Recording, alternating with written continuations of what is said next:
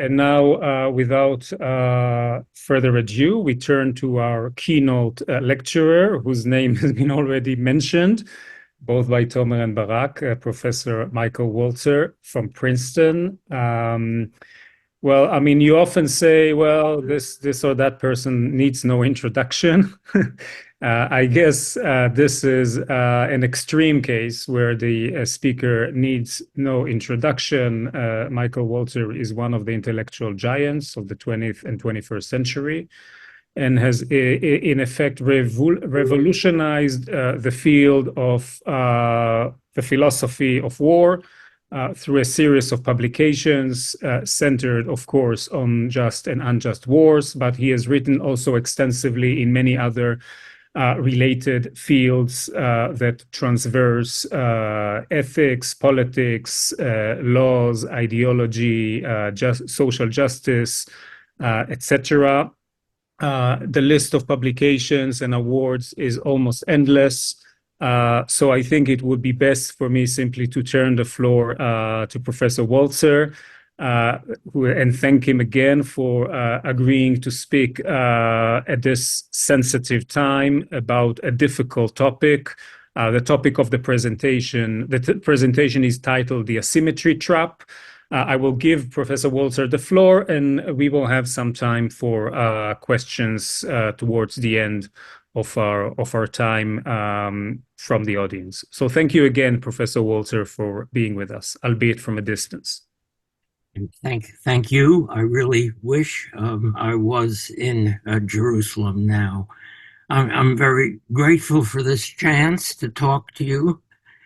During these last months, I've been talking mostly with confused, anxious diaspora Jews. I've had a hard time working on this lecture when I will be speaking to people who know a lot more than I do about this war. And what I will say is the product of someone worrying from a distance, aiming at a cool-headed analysis, but probably not getting there. Anyway, as you know, just war theory, not international law, is my guide. Morality, not legality. So how does just war theory work in this strange war? And what does it require of the combatants? So I'm going to talk today about the asymmetry trap, a moral and political trap which chiefly involves issues of jus in bello, of justice in the conduct of war. But let me begin with a brief discussion of asymmetric war more generally. So consider what has become the common kind of war in the last 75 years. Russia-Ukraine is the big exception, and there have been a few others. Still, from the British in Malaya to the Americans in Afghanistan, we see symmetry, again, asymmetry, again and again, war between the high-tech army of a sovereign state and the low-tech or lower tech, an important qualification, the lower tech militia of an insurgent group.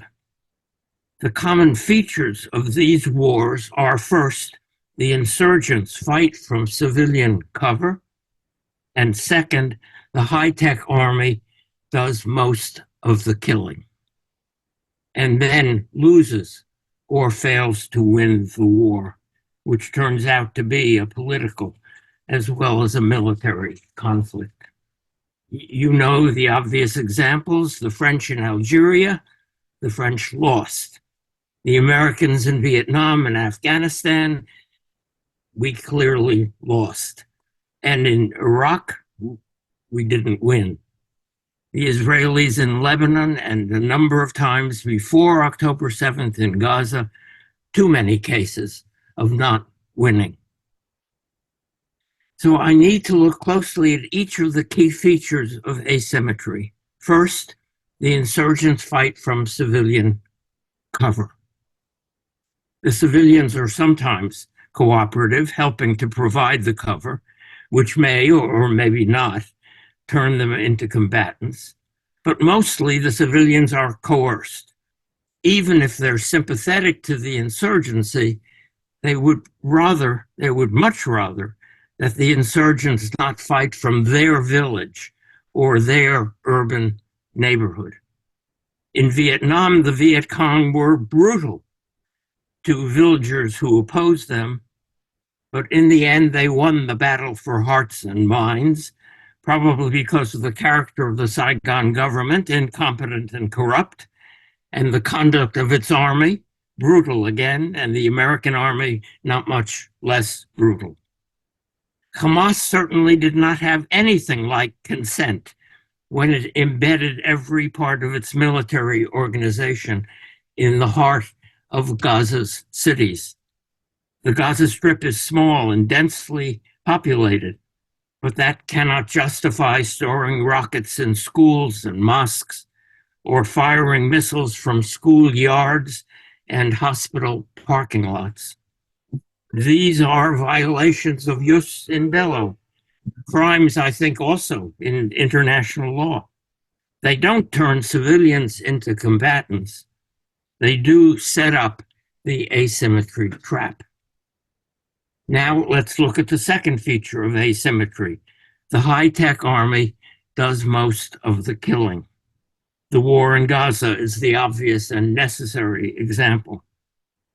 I'm not going to say much about October 7th. It was a military operation designed with exceptional cruelty, and the cruelty was part of the design, designed to start a war, or more specifically, to provoke a very strong response, which it did. In Israel, there were calls for revenge, which would certainly make for a bad war. I like the biblical line, "Vengeance is mine, saith the Lord." That seems to me morally definitive, whether or not you believe in the Lord.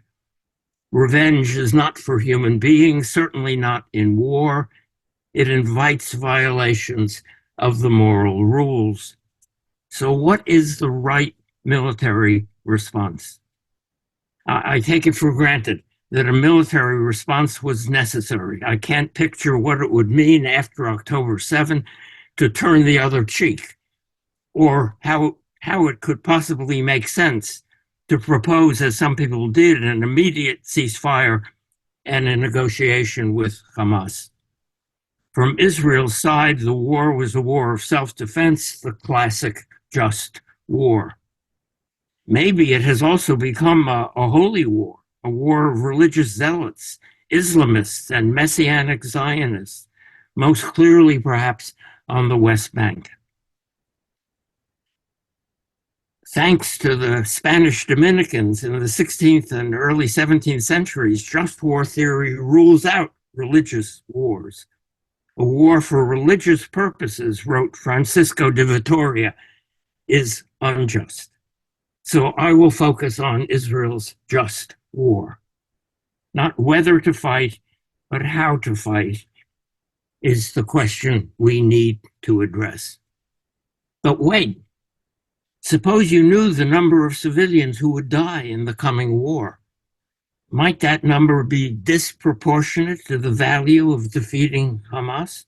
Excessive by just war standards, making it wrong to fight? I ask that question only to suggest the uselessness of proportionality arguments. I will come back to those arguments.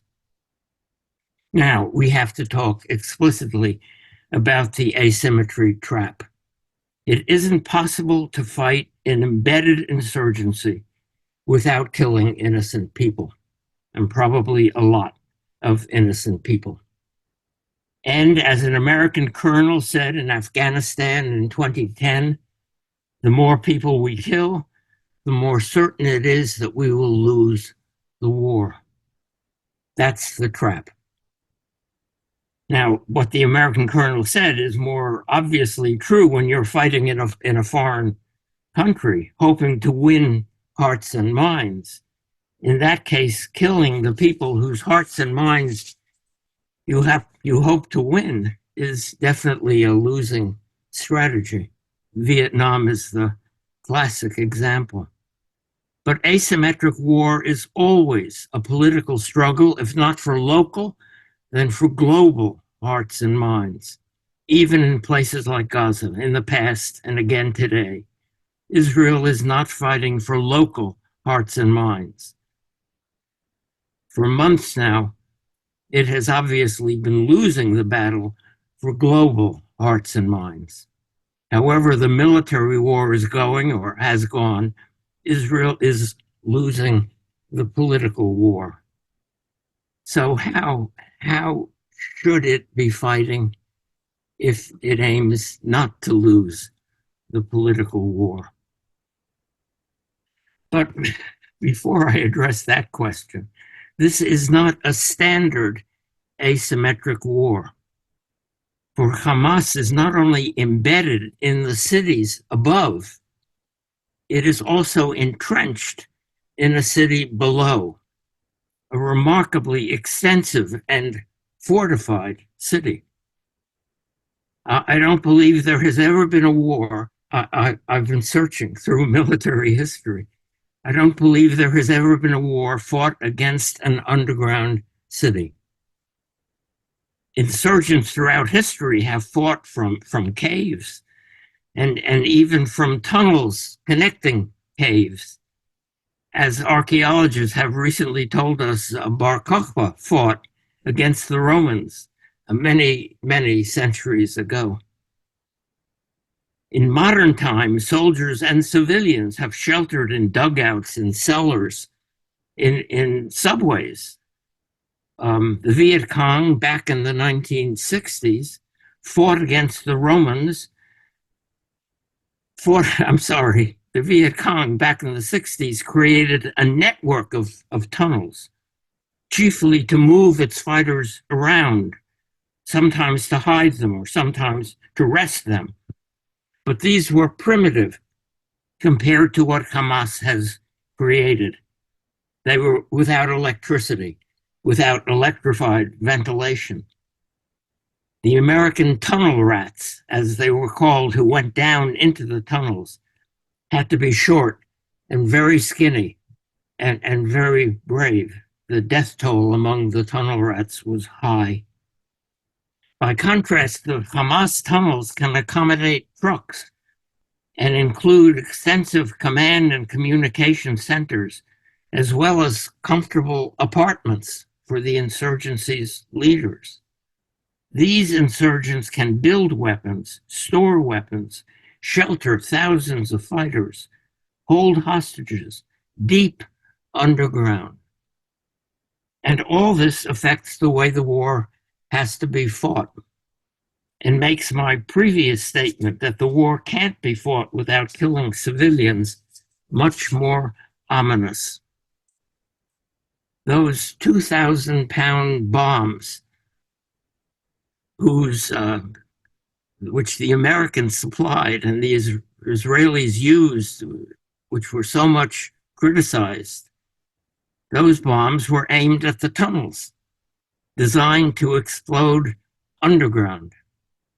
But they did terrible damage above ground and not enough damage to the tunnels. And it is partly because of the city below, partly because that urban areas above have had to be fought for again and again, and civilians killed again and again, as Hamas fighters hiding below emerge into neighborhoods that the IDF thought it had cleared. So in these circumstances, the asymmetry trap is harder to deal with, much more deadly. So again, how to fight? Minimize civilian casualties, of course, and I do mean to say something, try to say something coherent about how to do that on the battlefield. But first, a few words about sieges, again, because of Gaza. Sieges, conventionally, historically, are a way of fighting without fighting. You surround a city, cut off the supplies, and sit and wait. that much is accepted in international law, I believe.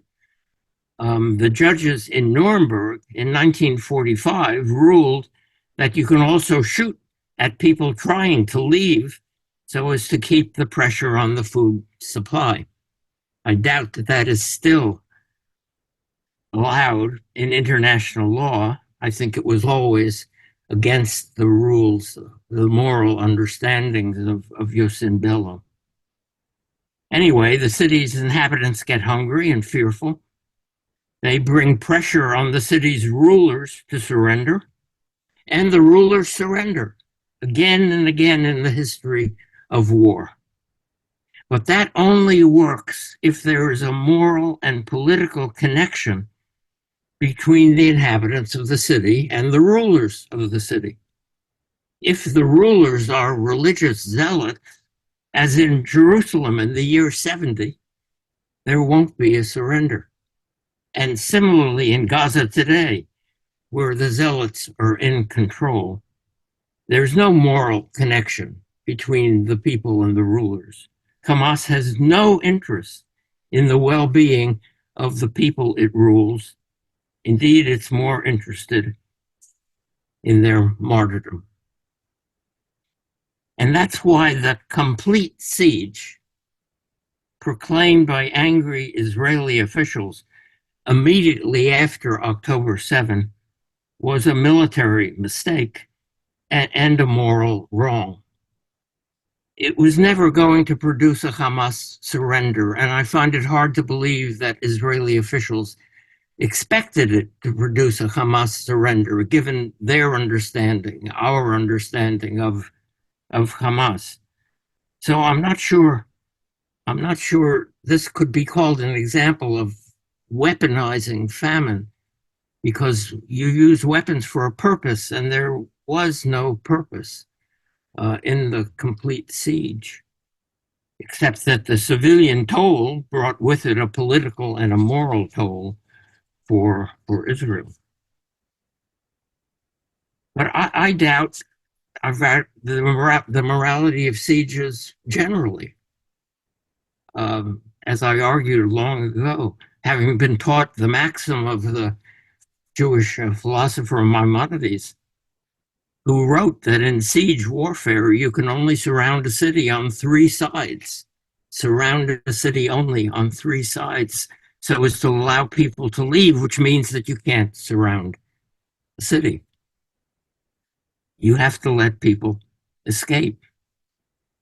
Now, the IDF organized the flight of civilians from the immediate battleground, first in the north and now apparently in the south, but not from the besieged city, which was the whole of Gaza.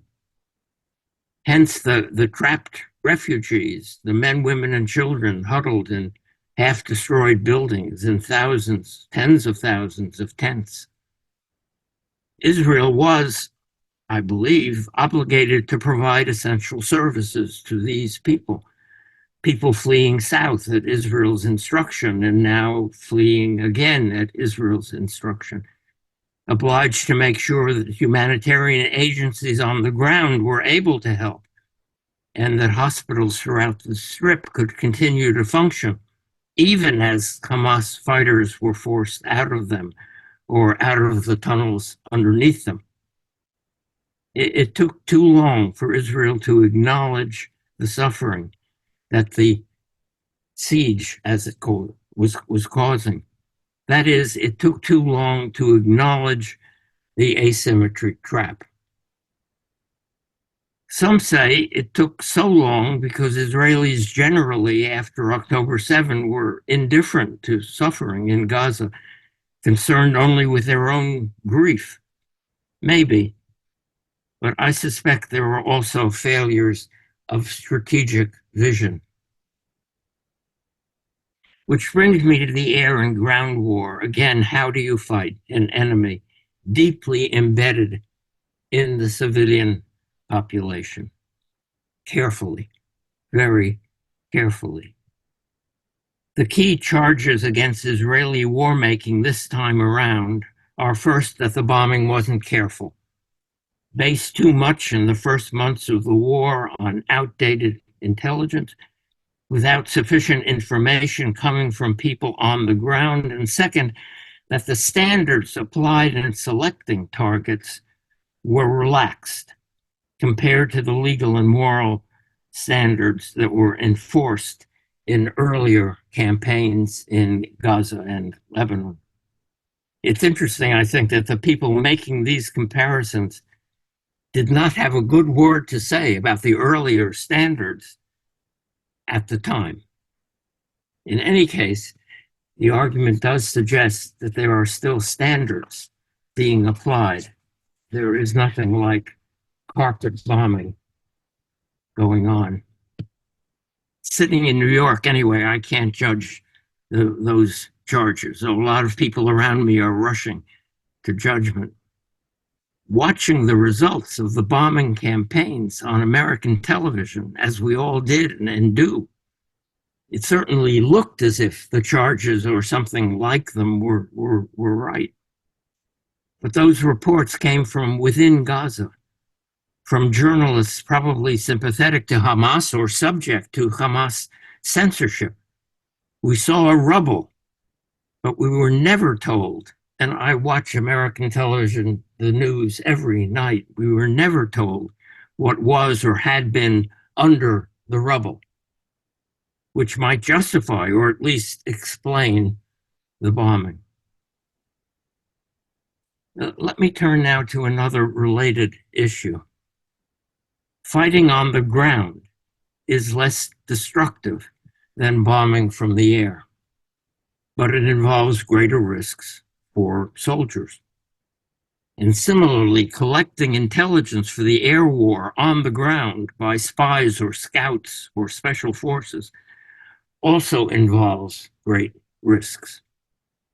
And this poses a critical moral question for war making in general, but especially for asymmetric warfare. How much risk can we ask our soldiers, whatever entity our refers to, how much risk can we ask our soldiers to take in order to reduce the risks they are imposing on enemy civilians? Civilians who are being used as cover for the enemy's military operations. How much risk can we ask our soldiers to take? That question is hotly debated in the U.S. Army, especially after General McChrystal issued his rules of engagement in Afghanistan in 2010, I think it was. And many American soldiers complained that the rules made fighting too dangerous, though they also reduced the number of civilians we were killing in Afghanistan. And the question is also debated in Israel, in the IDF. I have argued with an Israeli colleague that in Haaretz, actually, and then later on in the New York Review of Books, I have argued with my colleague that some risk must be accepted. It's morally required that soldiers accept some risks to minimize the risks of the civilian population. But we're not able to say, we weren't able to say, how much risk? 25, 57? We were criticized by some academic colleagues in Israel who argued that IDF soldiers were simply conscripted civilians whose lives could not have diminished value to be put at risk for the sake of other civilians. But we were also supported, I'm glad to say, by professional IDF officers, as I have been supported in these arguments with reference to the United States by professionals in the American Army. Now, assume that some risk is accepted. I've talked with a small number of soldiers who fought in Gaza this time around and who insist that risks were taken, that they took risks to avoid killing civilians. But they also said that a lot depended on the officer in charge on the ground, and that different units fought differently, some better, some less well, which is what I've also heard about American soldiers in Afghanistan. Assume that risks are accepted. The war is fought carefully, and still many civilians are killed. The high-tech army does most of the killing. When is most morally too much? The idea of proportionality is commonly invoked here. The number of civilians killed in Gaza was called disproportionate early on, virtually the first day of the bombing. And it's been called disproportionate continually since in order to condemn the conduct of the war in jus in bello terms, in moral terms, and I suppose also in legal terms. I have been skeptical of proportionality arguments since I started writing about war in the 1970s. There is some kind of semi-mathematical claim here. The number killed must be proportional to the value of the military objective. But what is the value of the military objective? The value is too easily inflated, as it was by American apologists for the war in Vietnam in the 60s.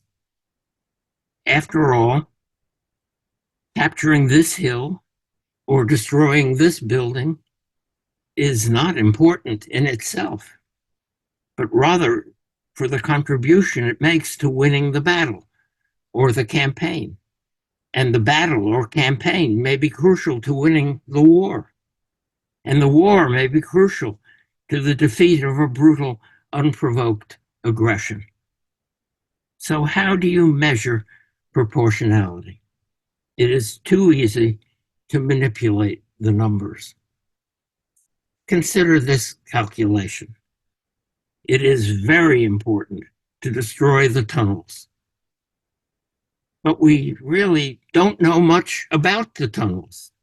So we use big bombs, hoping they will have significant effects below ground, knowing that they will kill people above ground, figuring, well, how really do you figure? I prefer to talk about responsibility. And that brings me back to the asymmetry trap. So I'll say again, by embedding itself in the civilian population, Hamas has made it impossible for Israel to fight without killing civilians. Assuming that Israel is right to fight, we have to hold Hamas responsible for all deaths that are unavoidable in the war that Hamas has designed. And Israel is responsible for deaths that it could have, should have avoided in the war that Hamas designed.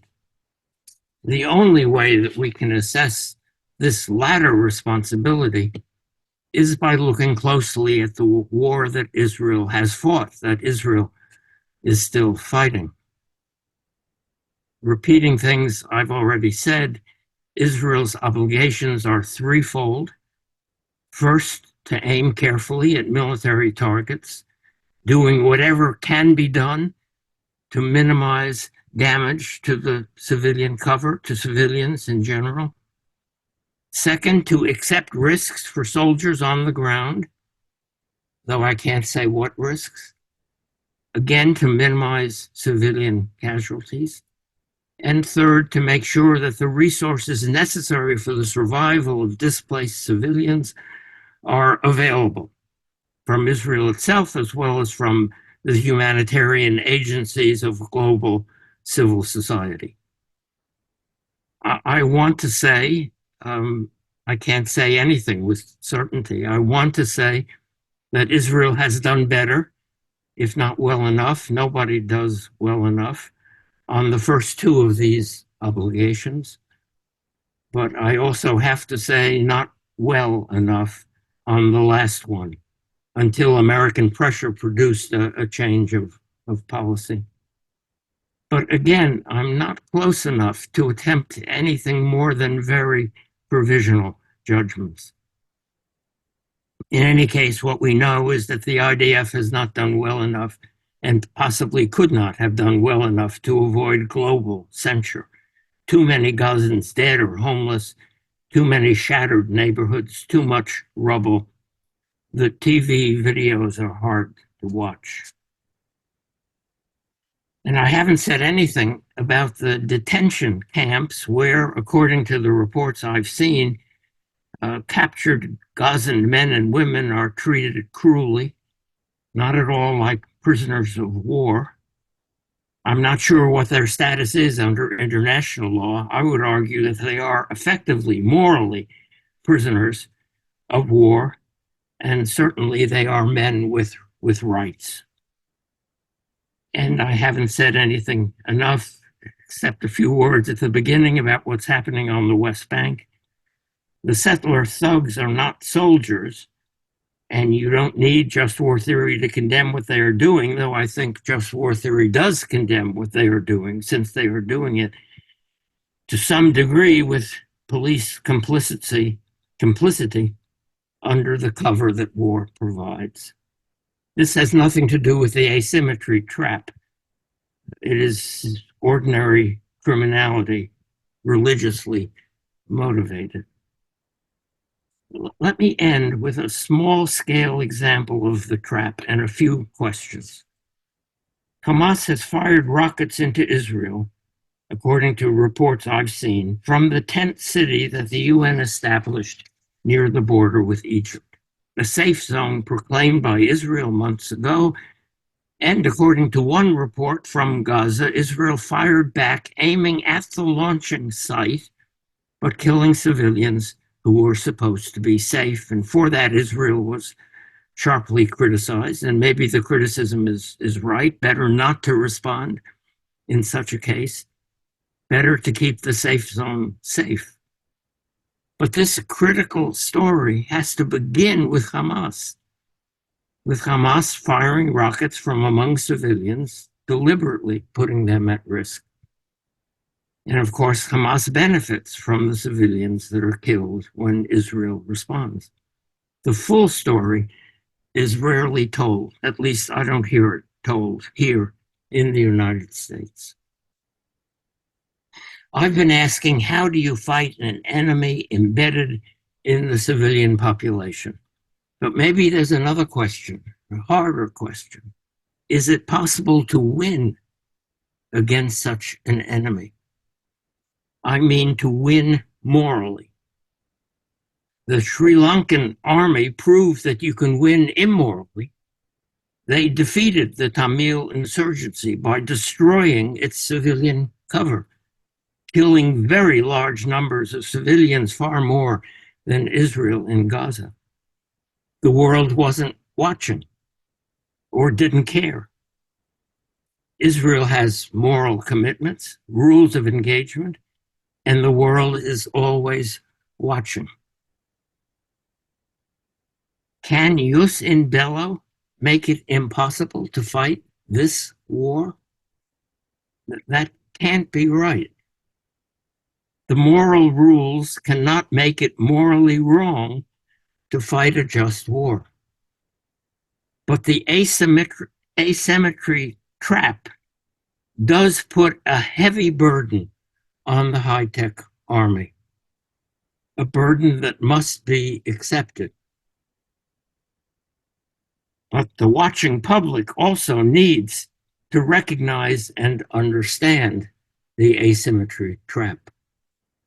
Moral philosophers, legal scholars, political theorists like you and me, we can help a little by explaining to anyone who will listen, by seizing every opportunity to describe the character of the asymmetry trap and to insist on the right distribution of responsibility for civilian suffering, full accountability for designing the trap, as well as for fighting the war.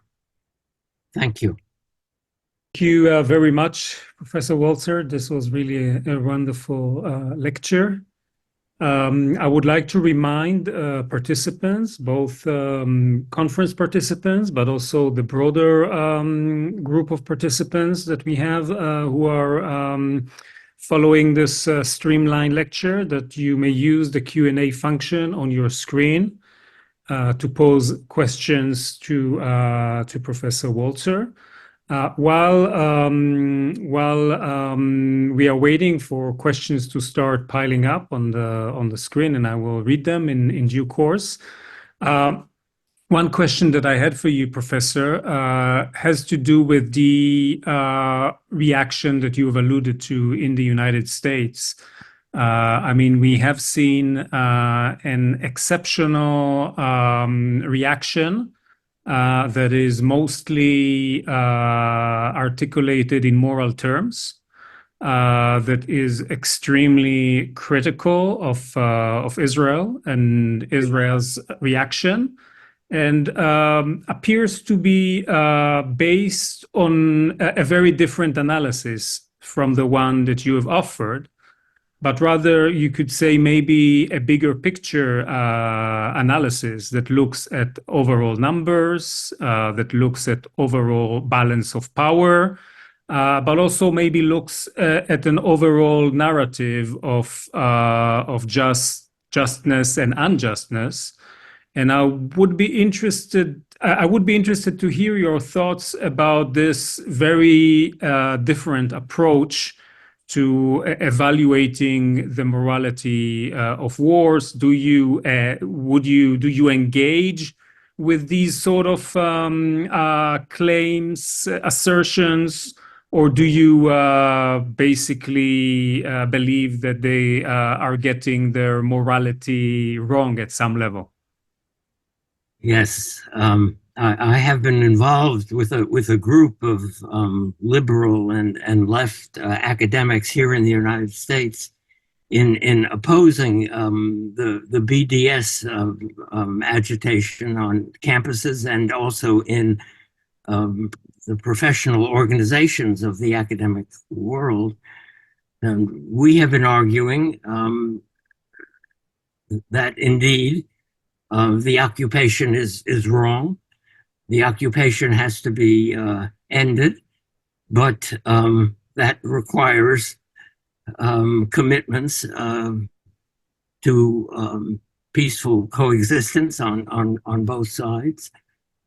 And we have been arguing that these protesters would do better if they were actively engaged in supporting people in Israel, and I think in Palestine, who believe in coexistence and are fighting within their own communities for coexistence. That the moral response to the occupation from far away has to be an engagement with the people who are actively doing the right thing in their own communities, and who ask for international support, and who have not been getting it. What's the student encounters now, the encampments. I would like to write about. I will write about the comparison with the protests that I participated in against the Vietnam War, which I think were quite different from what is now going on, and the differences need to be explained. I'm also sympathetic to university administrations who should permit the free expression of ideas on campus, but who cannot permit the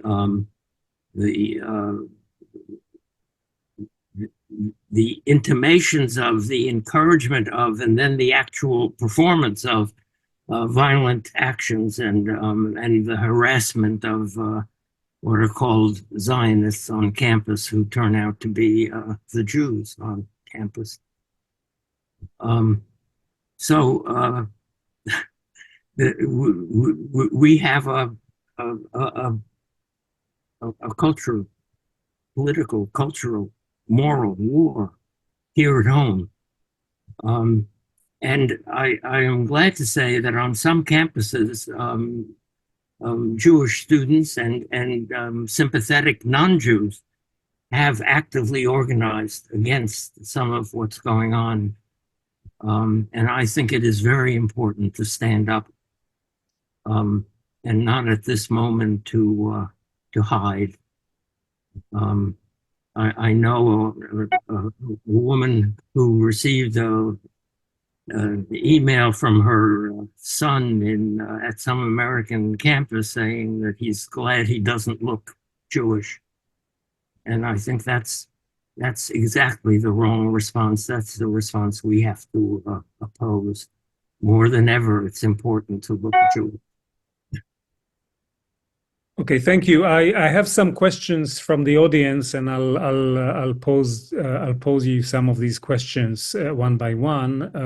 So one question that I have from Dr. Liebman from Israel is whether you think Israel has an obligation to allow humanitarian supplies into Gaza, even if it is known that Hamas is commandeering much of these supplies for its own war effort. Yes, I'm afraid there is such an obligation because some of the supplies must get to the civilian population. At any rate, it has seemed from the beginning that Hamas has all the supplies it needs. I have. It has been amazing that nobody has written about the refusal of Hamas to share the fuel, the electricity, the food and medicine that it obviously has stored in large quantities in the tunnels. Israel has to well, look. Some of the Israeli generals are saying this now. Israel has to put in place some kind of governing authority in the areas it believes it has cleared, some kind of governing authority that can impose law and order and can distribute resources. If you allow anarchy, then, well, yes, you have to supply it, even if the supply is only part of it is going to get through. Okay, thank you. Another question I have for you from Dr. Varaki from London. She asks about your call for right responsibility and full accountability for those who design and fight the war.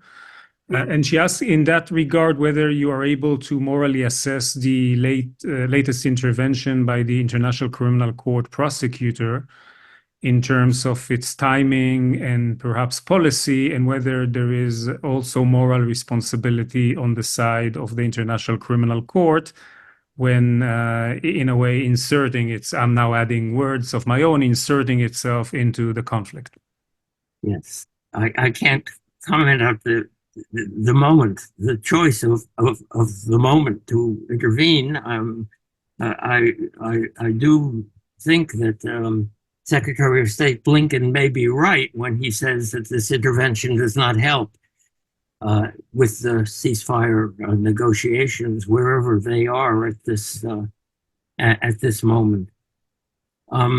I think it is morally important to make a distinction that this court doesn't make between terrorism and war.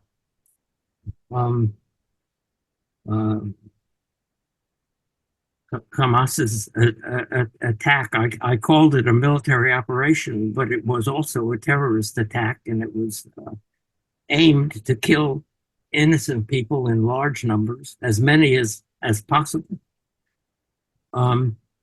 And that is not the same thing as fighting a war, even if it is not being fought as well as it could be. No war has ever been fought as well as it morally could or should be. Um, I think that the,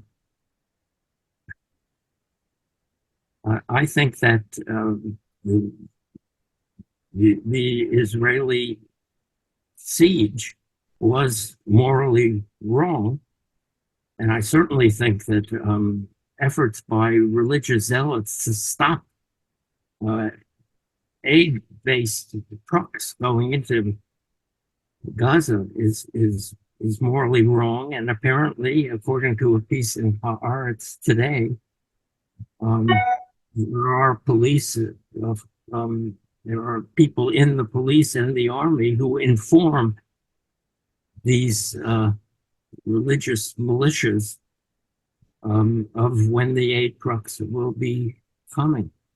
So yes, there are. That is certainly to be condemned, but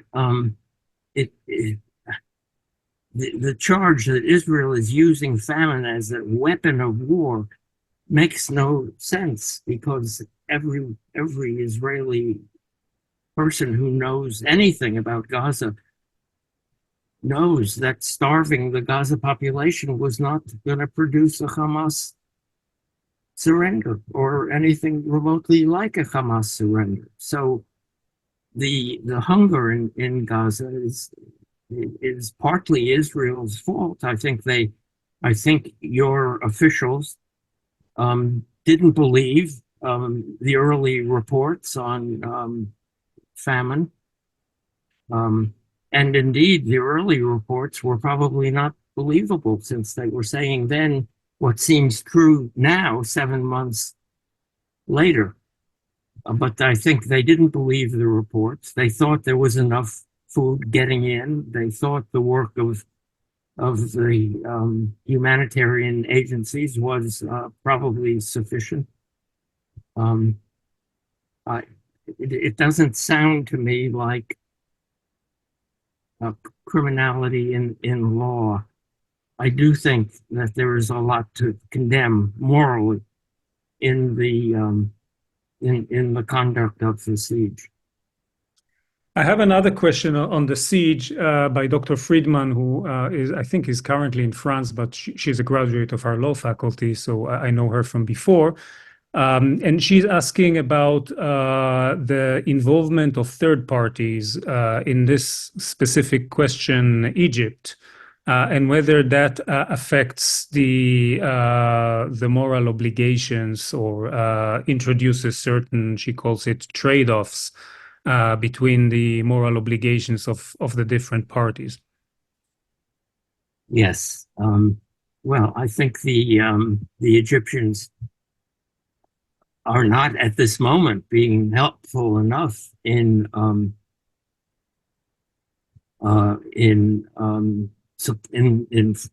fostering the supply of resources, of helping things get in as fast as they can get in. Um, I, I don't. I'm not inclined to blame the Egyptians for refusing to take in Gazan refugees, while there were people in the Israeli government who were openly committed to not allowing any people who left to come back. So I mean I think even the prime minister said that Israel was not attempting to deport or transfer the population of Gaza, but there were people in his government talking openly about doing just that. And the Egyptians were reluctant to take in people who might become like the people who left in 48, won't be unable to come back. But yes, a camp for refugees in Israel itself, a tent camp in Israel itself, where no one would doubt that you would want to send them back afterwards, might have been a good thing to do. And if Israel had done that, then the Egyptians might have imitated them, maybe. I can't say more. Another question I have, I will actually combine in the interest of time two questions, and from I think an Israeli and a non-Israeli audience members about the broader picture, the relevance of the broader picture for the analysis of moral responsibility. So specifically, what do you make of the wider context, the fact that there is an ongoing occupation and the fact that Israel has in recent years refused to negotiate a solution for the Palestinian self-determination rights? And is it possible to disconnect what happened on October 7th and following October 7th from the long history of this conflict and also the likelihood or concern that this conflict will continue to perpetuate itself again and again and again? Yes. I do not think that the occupation, bad as it is, and has been for so long, justifies the murder of innocent people. I have written a lot about terrorism, starting with the IRA and the FLN in Algeria. I did the French occupation, the enforcement of French rule after World War II in Algeria. The police methods, the methods used by the army were brutal. I do not believe that justifies putting a bomb in a cafe where teenagers are sitting and drinking, talking. I think that is very, very important. I've always tried to imagine what we have some record of, a group of people of the Irish Republican Army sitting around a table, or a group of people in the FLN sitting around the table and arguing what ought to be done. And there are people who say we must launch a terrorist campaign. And there are people at those meetings, I don't know about Hamas meetings, there are people at those meetings we know who said, no, you should not do that. There are other ways of opposing British rule or French rule. There are other things, better things to do.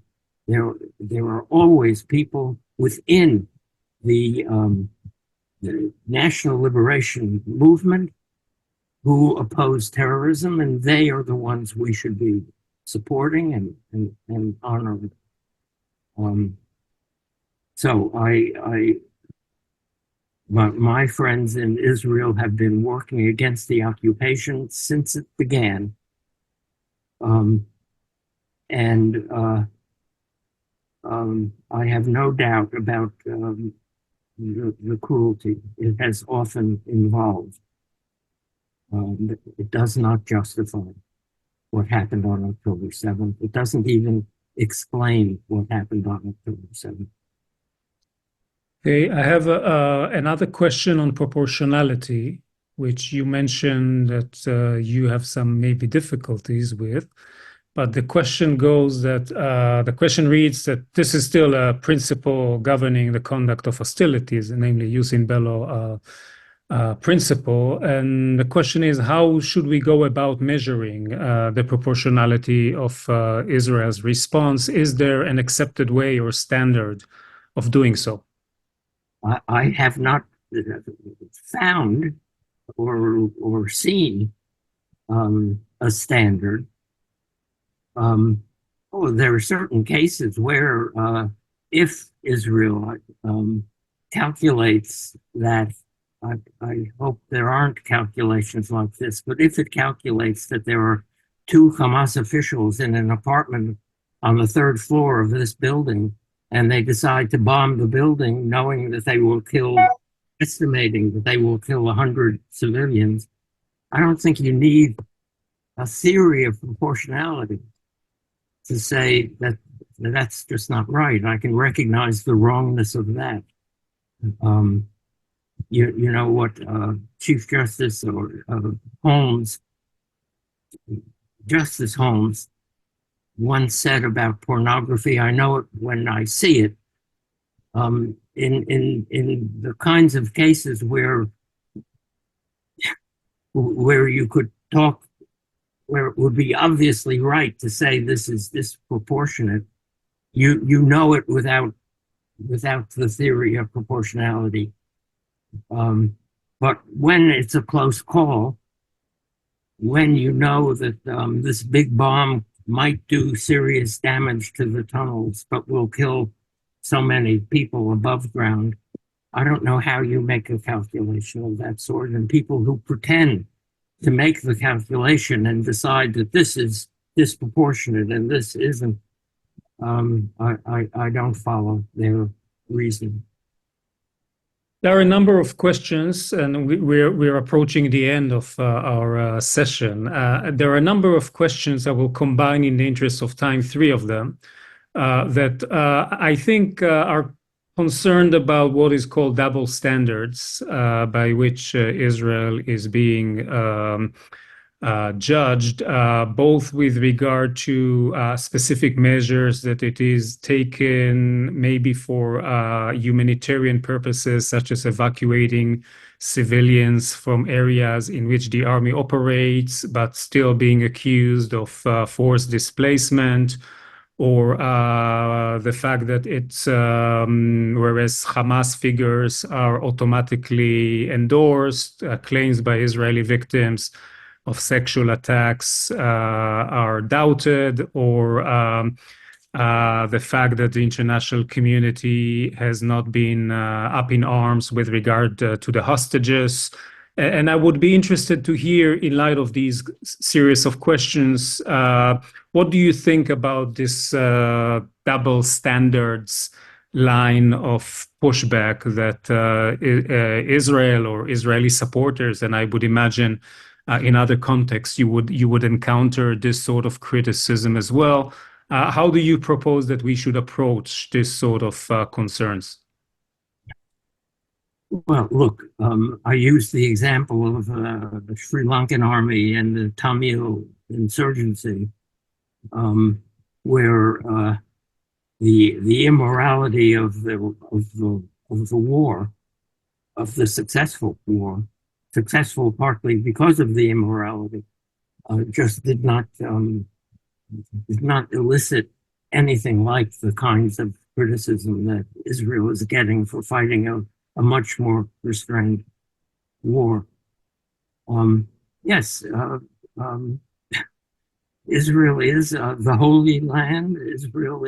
Jerusalem is the center of three major religions. Everyone is always watching. And I have no doubt that the standards required of the IDF by critics in the United States say are higher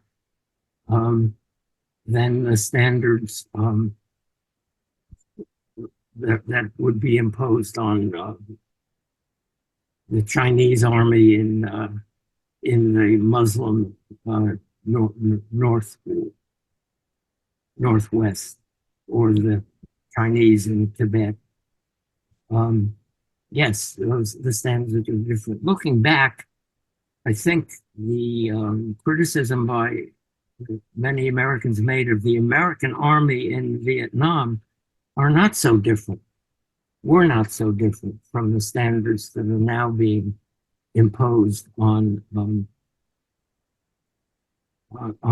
Israel. So it may be that there is a double standard which applies to the U.S. and to Israel, and not to other countries, which would be you could certainly identify that kind of double standard in the many leftists today.